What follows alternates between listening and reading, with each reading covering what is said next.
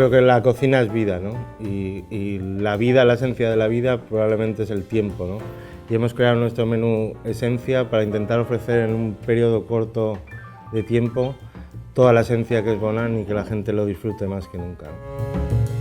Bueno, es un plato que reúne un montón de sabores y son sabores muy nuestros, sabores salinos, tiene un conjunto, se armoniza muy bien, las notas yodadas, el final, el sabor del azafrán, me parece magnífico, me parece un plato muy nuestro.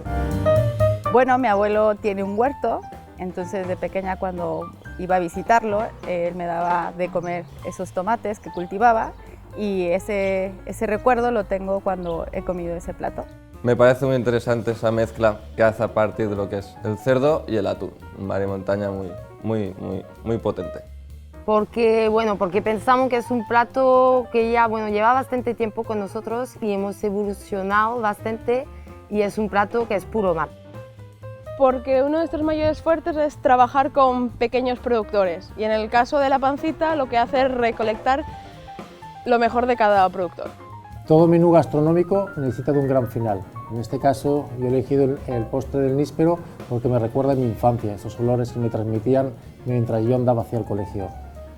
Y bueno, espero que lo puedan degustar en nuestro menú esencia.